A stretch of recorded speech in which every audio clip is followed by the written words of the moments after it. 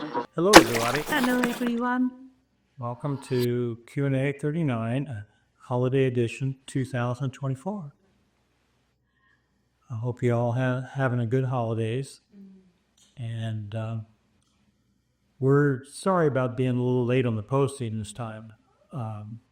It's not because we're slowing down. It's because we're really, really busy and really getting started. There was a whole bunch of new expressions for 2025. So stay tuned. Yes. Okay, without further ado, Kathy has a question. Hello, Kathy. I have a kidney stone. I created an elemental with a little miner with a pickaxe chopping away at it. And we are told to let the elemental do its work. But maybe it's okay to send in reinforcements to help with the work, or no? What she's mentioning here is the teaching on how to make elementals we create really effective and manifest. And one of the things is we must give them time to do their work. So when we create an elemental, the tendency is for most people just keep thinking about it. Well, that holds that elemental to you and doesn't let it go out and do the work. But it is okay to reinforce it. And but the best way to do it is like in a regular way. Say, for example, you create the elemental first thing in the morning or something. Well, the next day, create it in the first thing in the morning. And the next day, at the same time. You can do that for a few days. But don't keep thinking about it during the same day. Don't keep recreating it during the same day. Just let it go, forget about it, put your mind on something else, and trust that it's going to work. Right. Yeah. Yes. Yes, your visualization is very cute. But the most important thing is when you create image, after chopping the stone, please dissolve it completely. See, nothing is there. And after seeing it, feel you are completely fine. You feel good. Everything is fine. And next, experience it. Creating a movement. You experience you are completely fine. And after creating this strong visualization, we have to release it. And when we release the elemental, if it's to the other people, we can put our intention, we can order to the elemental, if you need more energy, you can absorb more energy, reinforce the energy in that locality and environment. Or the elemental which we create, order to come back to us and tell it, come back and recharge the energy from me. And we will reset. So, but in this case, it's your body, so you can tell, at the timing when it needs to be recharged. So follow your intuition. But as Daniel says, don't do it too much, because from your fear or doubt which you create, your creation of your elemental, we should not doubt or concern about what's going on our elemental. So don't do it too much. Teaching says, let it have enough time. Let the elemental have enough time to work. So release it, which means forget about it and let it work. Yeah, she's right. The most important thing is see that elemental, no matter what elemental you're creating for yourself or somebody else, see it accomplish its task. See the thing, in their case, dissolve completely. All right. Well, Michael has a question. Hello, Michael. Since everybody has thousands of elementals stored in their subconsciousness, what makes one be noticed by your conscious mind versus others? For example, when meditating, if a song suddenly comes from a commercial comes to your head that you saw years ago, and then it gets stuck in your head. Is there a reason for this? Or are there just too many elementals so that it's all completely random? Well, it's a lot of things. One of them is if you're doing something during the day, whatever it is, even meditating, if you think on something, that tends to pull other mentals associated with that thought back in. Or if you feel something, it tends to pull other elementals back in. And the same thing with acting. Whatever you're doing, it can generate a thought, it brings back a memory, and so they come. However, since we've created elementals and they dive and store into our subconsciousness, they have the right to come back to feed. They're just like fish in the sea. They come to the surface to feed every once in a while, and they have the right to do that.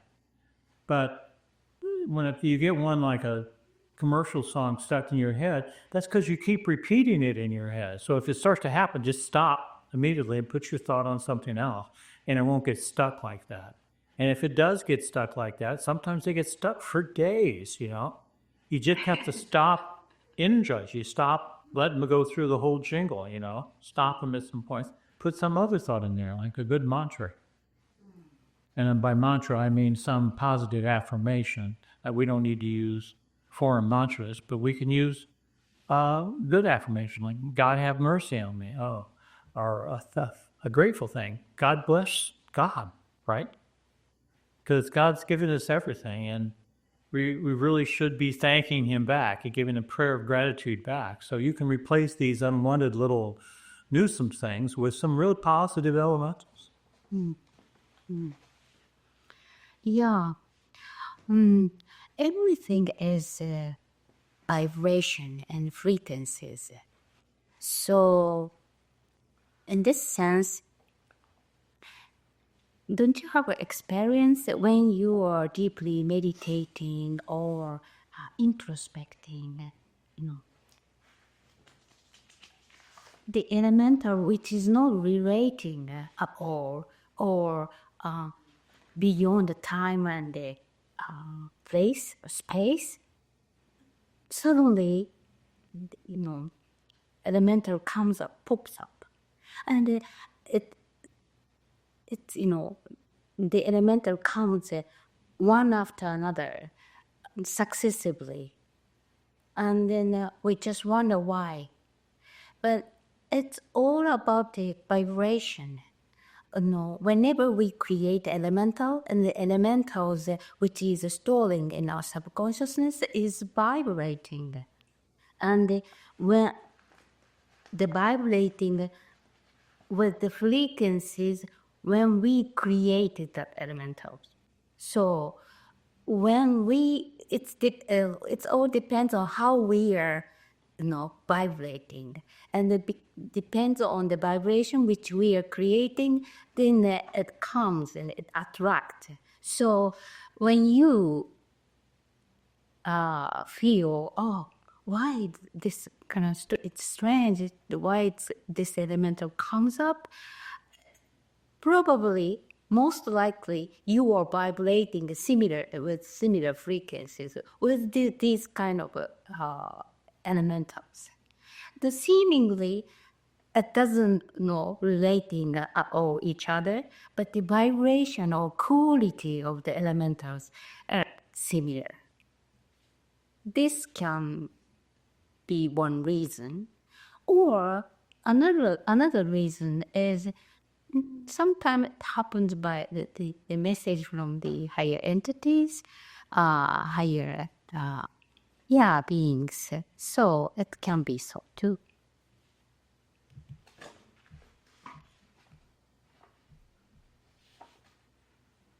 Hi, Sarah. She's asking a great question. Hello, Sarah. I was wondering if you could explain what schizophrenia is. That's a big question. Yes. And what causes it? Is it a sudden takeover of elementals of the present-day personality? Is it just from current life or past life? And why does it always show up in the early 20s? And is there a cure?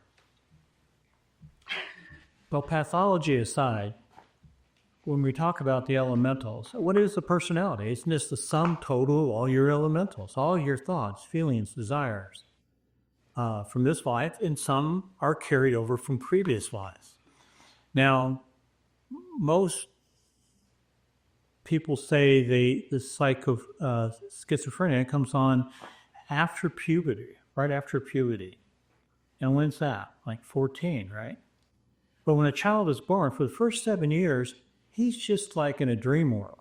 He's living in subconsciously in basically his parents' psychoanalytical shell. He adopts their feelings and attitudes.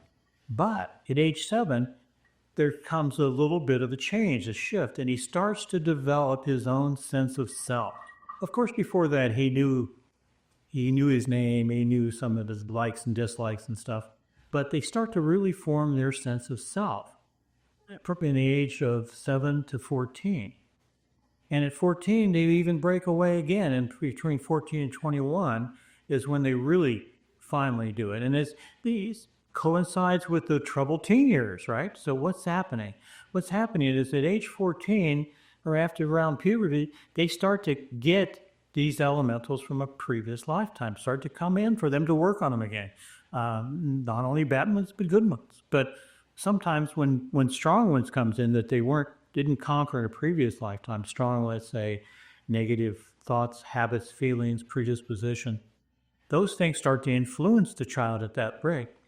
So now you have both of these poles in the personality. And if they both get energized, you have a good pole and a negative pole in your personality. And if you energize them both simultaneously, there's kind of forms a split in the personality. And that's what they're calling it, schizophrenia. But it's, nowadays they call it bipolar because it is two poles of the personality that has been energized by the individual.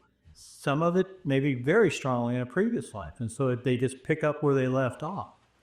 So these are the elementals causing it. Like I said, pathology aside, and it is a takeover of the personality. But even with non-schizophrenic things, there are things within our personality we have created very strongly, and sometimes they can pop up and take over your personality. You ever see a person get really mad?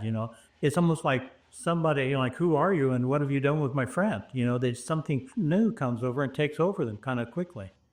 That's a group of elementals that are strong, but ghost possessions are kind of a possession. They're short. They're not long term. They don't go on for days and days. But in these severe cases, that both poles have been energized for very, very strongly, and over time, of course, and that makes them bipolar. Is what we call bipolar. Yeah. Is there a cure? Sure, there's a cure. The cure is to stop energizing these two different facets in your personality and the person's personality. That's easy to say, and they are very hard to do, especially the ones that are brought in, particularly the ones that are brought in from the previous lifetimes, because they've been energized and they travel across time and space. Think about that. Great periods of time and great periods of space. Maybe that person lived on the other side of the world. Doesn't matter. They follow them in. They follow them in because they get recorded in our permanent subconscious, not our present-day personality subconscious, but our permanent personality subconscious, and that brings them into the new incarnation. Thank you. Yes. Since it's a deep question, the big question, so I would like to answer one by one, slowly. So this case of schizophrenia, each case has a different cause and symptoms. So we have to be very carefully we have to work on it one by one on each case very carefully. That's one thing. And it's not caused only by the dysfunction of the brain, material things. No. It's mostly caused from our subconsciousness. So, which means elementals, which we have been accumulating up to now, including all past lives and this lifetime. And as Daniel mentioned, we have so many different elementals, right? And if we have extremely different opposing element, especially emotional elementals like fear or like anger or any type of passion, if it's very strong, intense, and opposing each other, and if they comes up at the same time, on the surface of our subconsciousness, of course, we get confused. Present day personality get confused. That's why I can't say all of them, but most likely they are caused by that. So we have to work on it very carefully on each case. And also, our subconsciousness is connecting with universal subconsciousness, right? As we know.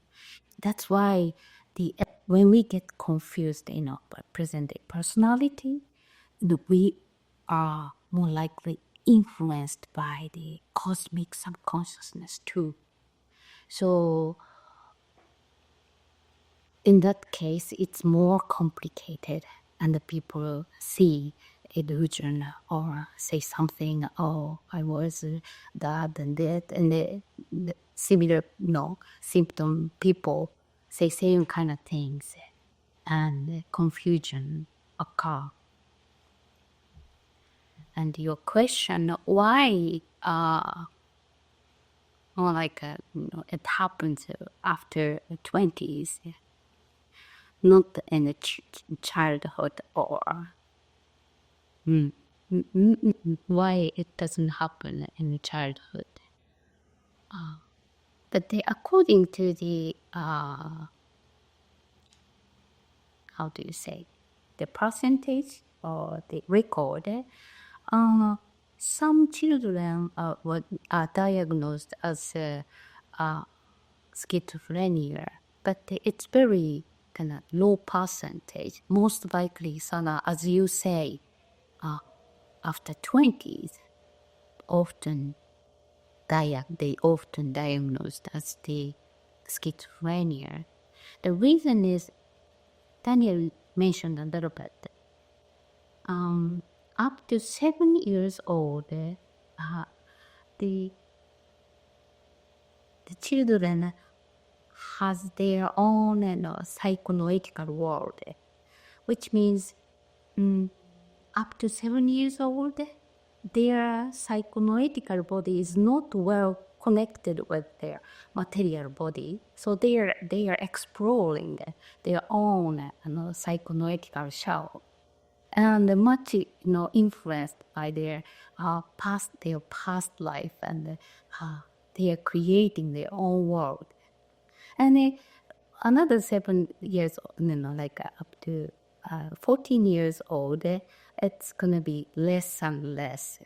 And another 7 years, 21 years old, when they get 21 years old, their present day personality is more like in this lifetime, it's more like a fixed as one present day personality.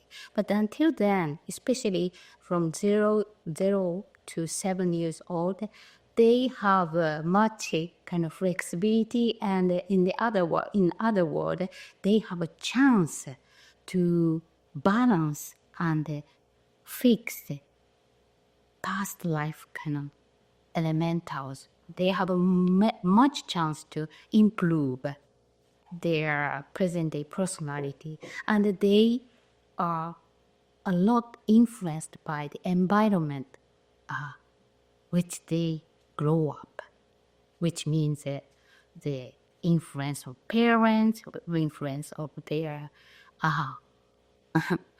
life condition. So that's why I presume the symptom will be more how can I say, the symptom occur after 20.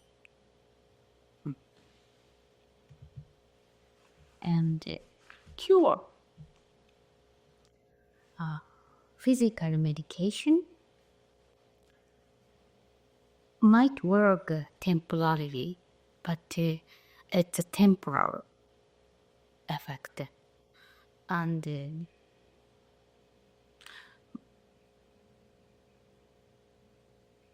meditation, in general, when we say meditation, we just sit quietly and, calm down our emotion and thought. But the most likely elemental comes up, right? Then in their case, the people who are suffering from schizophrenia, I personally don't recommend or suggest for them to meditate, sit quietly long time, because there is a high potential to stimulate a lot of miscellaneous elementals. Rather than that, I would recommend to advise them or introduce them how to balance extreme emotions and thoughts, which means little by little, naturally introduce the nature of God, which means total love, total power, peace, and total wisdom. Total wisdom, maybe we can introduce the essence of the kind of teaching or good word or something which uplift their emotions and thought, way of thinking and way of feeling, and always giving them the unconditional kind of love, divine love, and give them a peace to sway like this and that. So try to balance and show, the middle point, the divine nature, little by little, and let guide them express those divine three natures in their life, just a little by little. So probably if you are the therapist and if you need to give them some therapy, then maybe 3 guided meditation, like it's very simple 3 breathing exercise, or like 3 sounds, very simple one. That it might work. Yes, that might work, but not complicated, difficult exercises. And what else?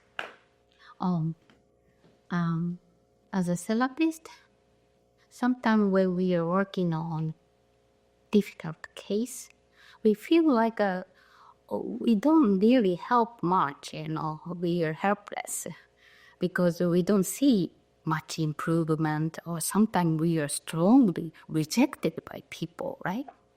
But please don't be discouraged. Whatever you do that, you do through your divine guidance, according to the teaching, then even if taking a long time, even it might work in the next lifetime of them, next lifetime of them. But what you are doing, what you do to them now, if you are following proper method with good heart, that's really helping them. So don't be discouraged and keep doing your good work. This is my advice. God, it became longer. I wanted to talk and go very carefully on this case. Yes.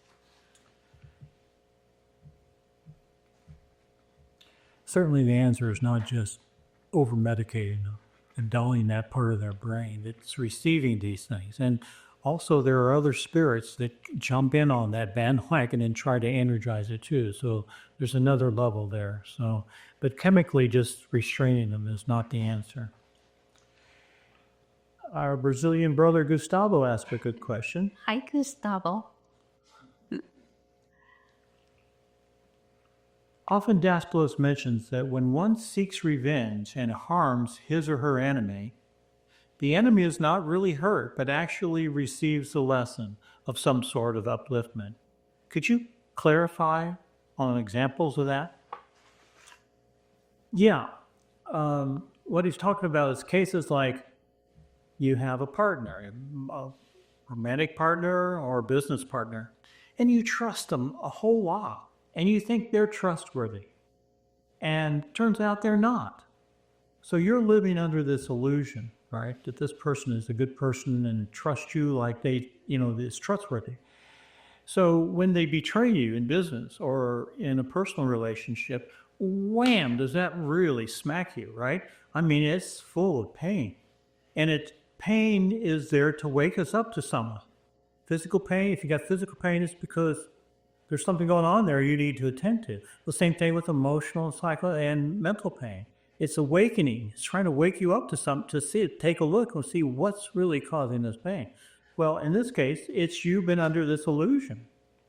They've been the same person the whole time, but you just didn't believe the truth. Maybe you didn't see it. It's not like it's your fault necessarily, but that's been there the whole time. So when you wake up to it, wow, does that hurt? But it gives you a lesson.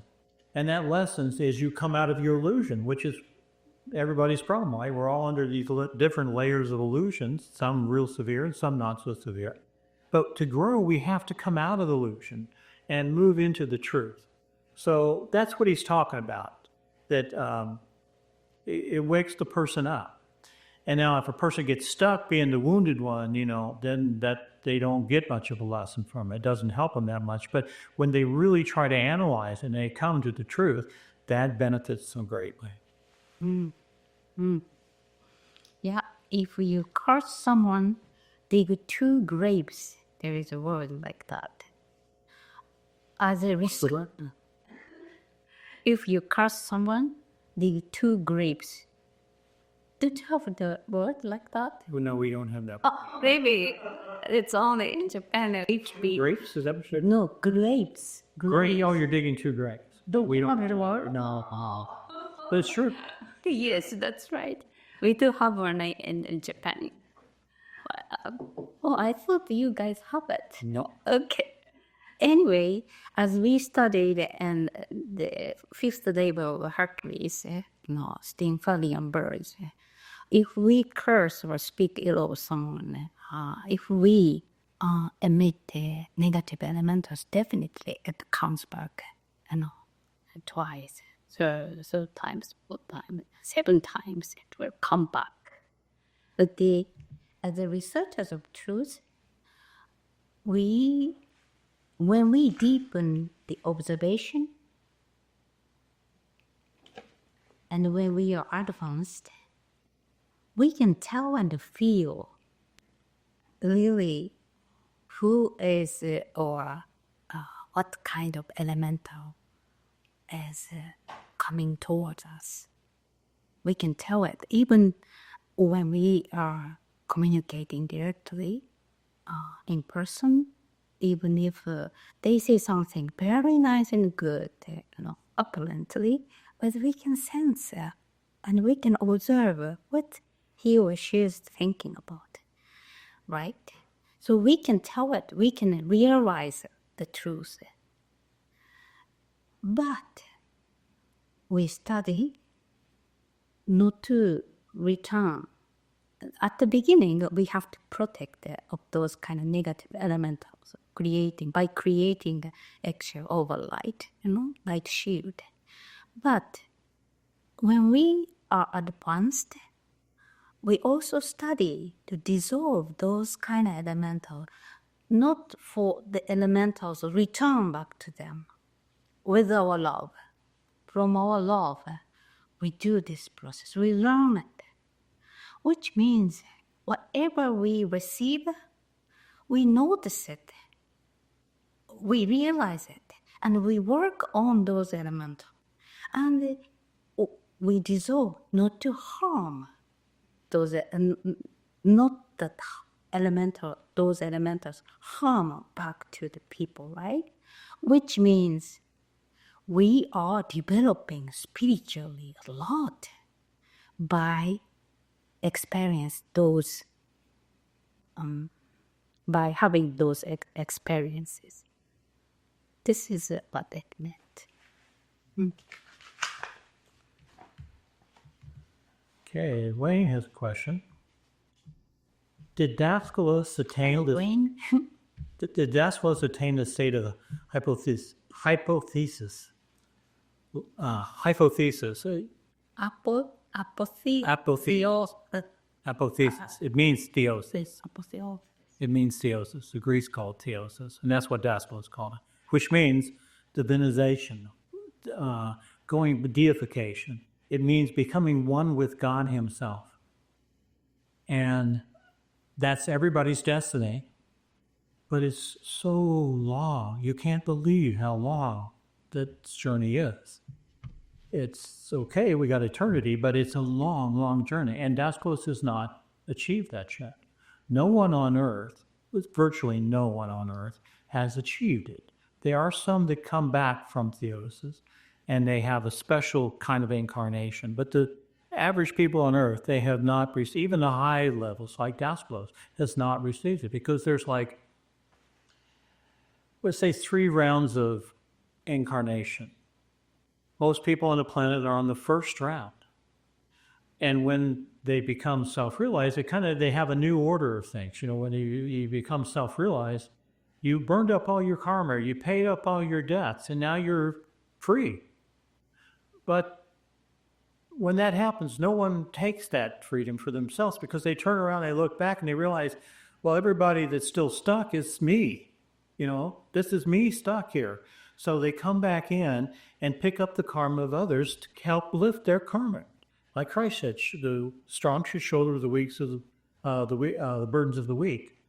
But now when they're picking it up, it's not like it was before. It's not this arduous suffering thing. They do it with joy. It actually gives them a kind of pleasure, even though it's maybe very painful at one level, but another level, they know what they're doing. They receive a kind of pleasure from it. Daedalus took on a lot of karma people. He had many operations, almost had his leg cut off because he took on other people's karmas. And he did it joyfully. It was never a sense of sacrificing for the other person. It was his mercy, his way of showing mercy. He's such a beautiful soul. But he's still not to that level yet, because anybody on earth here, unless it's this special dominion comes back, they're doing their job. So he's really on, another level of reincarnation. Incarnations. And when he finishes that is only when the whole planet becomes self-realized. Can you imagine? Now he's been on a planet. He's become self-realized. This planet's become self-realized. Now he's back helping another planet to become self-realized. And there's precious few of these people. Less than 100 people take on this work. And when he completes it, then he's free to cross over and take his total liberation. But even being liberated from incarnation, he used to say, I'll be the last person. I want to be here and be the handkerchief, the tear of the last person suffering out of their eye before I take liberation. This is such a deep, deep commitment, and are taken on by those very, very advanced ones. It's like a bodhisattva in the Hindu tradition or the Eastern tradition. They come back for the sake of others, not for their own sake. So no, he hasn't taken it. And judging by the state of man on earth now, it's going to be a while before it comes time for him. But then you could even say there's a 4th round of reincarnation, because some that go back into theosis come back out, because now they're God himself. They know everything, right? Because they are everything. So they become one with God. So a being like that, can do anything he wants. And some of them come back to serve as really, really special way showers and special incarnations to help the race move forward. Yeah. Planetary. Yeah, they have all these other incarnations too of they become a planetary logos, a solar logos, a galactic logos. So they have many, that's like the last round of reincarnations. And finally, when you reach through all those, you become the logos. So We are everlasting, like in eternity. yeah, perfecto. Oh, Daniel explained the most of what I wanted to explain. So I just wonder the apotheosis. I understand the apotheosis is like people think of someone or something as God. So It's a mundane version of it, but the true thing is the same as theosis. okay, same definition of Yeah. apotheosis is same with theosis. I understand a little bit. That's what the spiritual mean, but and people do deify each other. And I'm going to go off on a tangent.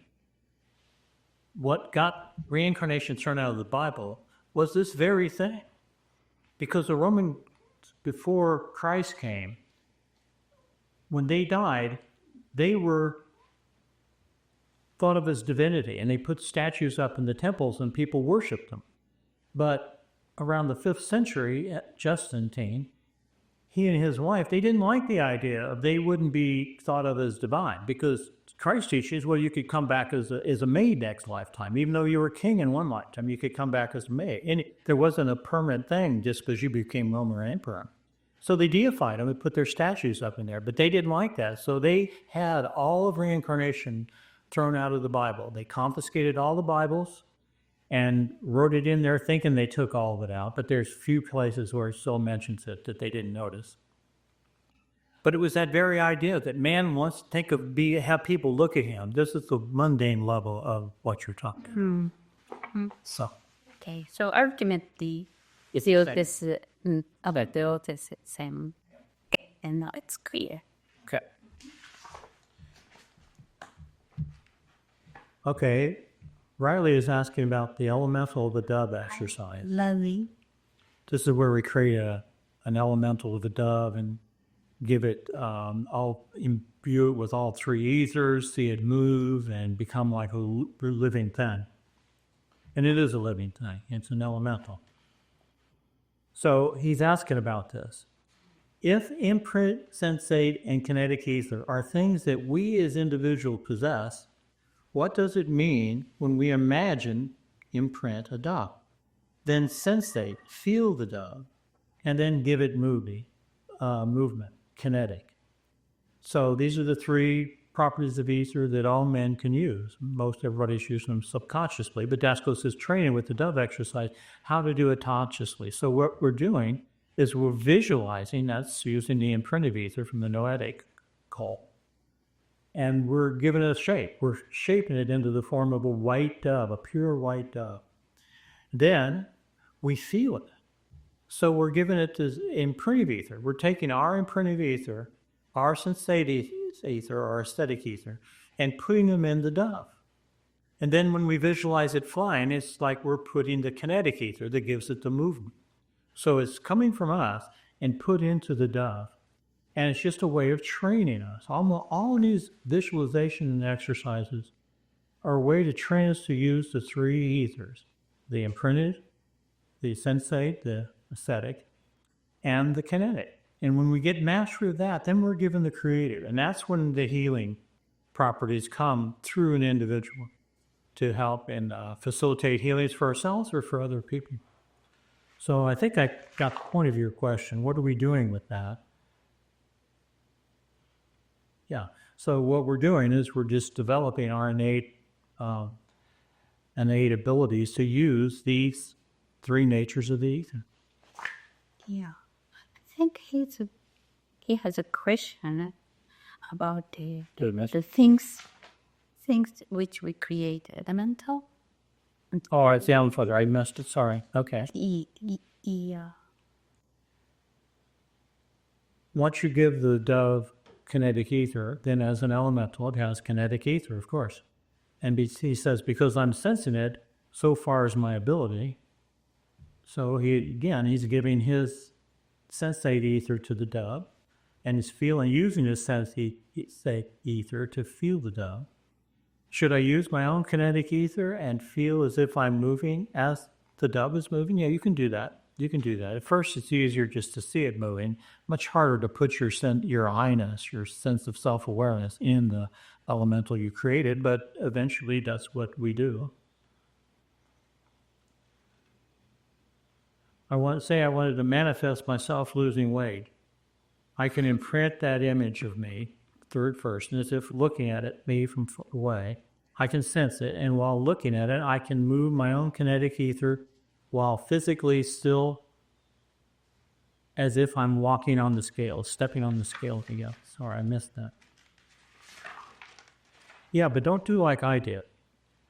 When I went to Daspalos, I heard about creating these elementals. And of course, I was eager to create one. But then I also heard about even his inner circle students lost control of their elementals. And he had to go fix it. So all the way home on the plane, I'm trying to think of what can I create that if it goes bad, it won't cause real harm, right? So when I get back to Indiana, I finally think, well, I could stand to lose a few pounds. And if it didn't happen, it would be no big deal. So I started creating this visualization, creating an elemental. But what I did was I saw people coming up to me say, you look thinner. And, I practiced it. I did it for about 2 weeks. And all of a sudden, everybody started coming up, you look thinner. Everybody. I'm not kidding you. Everybody I knew came up and said, well, you look thinner. The trouble was I hadn't lost a pound. So I created this elemental that manifests as you look thinner, but I hadn't lost any weight. So I just thought, oh, that's silly. Well, I'm just going to let go of it.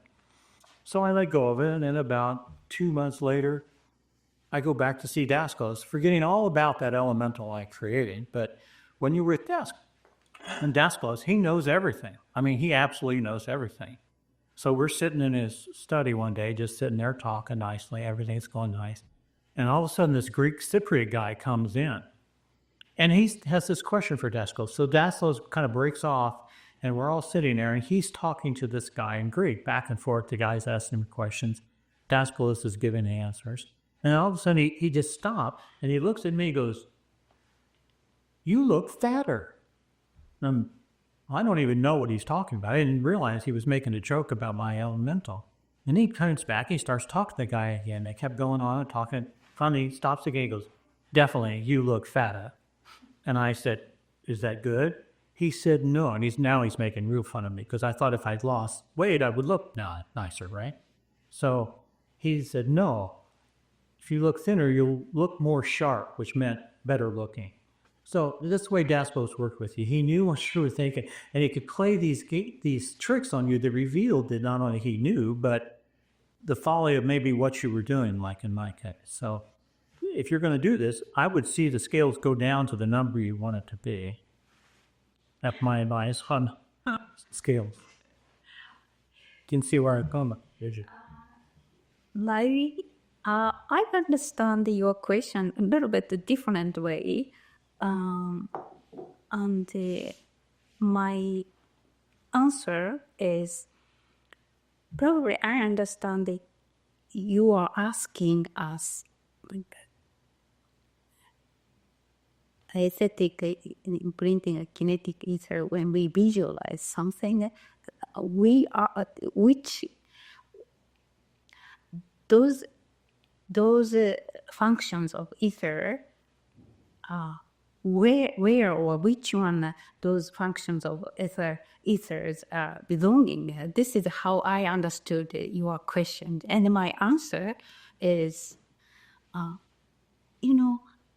whatever elemental we create by visualization using a kinetic imprint, aesthetic imprinting a kinetic ether, whatever we create in our psychonoetical world or psychonoetical shell, it's our creation. So using a willpower, we create and we imbue those using those functions of ether, and elemental is created. So in this sense, whatever we create, all elementals which we create is contained or have the vibration of the creator. So whatever we create, it has the quality, all quality of the presented personalities. And when we master those three functions of ether, and the creative ether came through us when we create the elemental, then the elemental has its own life. Life energy will be penetrate and in that elemental. So if I understand your question correctly, it's not like which one of which, we create. Those are all our creations in our psychoanalytical world. So, and then furthermore, whatever elemental we create and we see it outside of us, we feel it like we are creating a pyramid or a dove or whatever outside of us. But ultimately, it's all within us. So please remember this teaching well. And I hope you don't get confused which one is which. That's all our creation, containing all our vibrations. That's why we have responsibilities, all elementals which we create.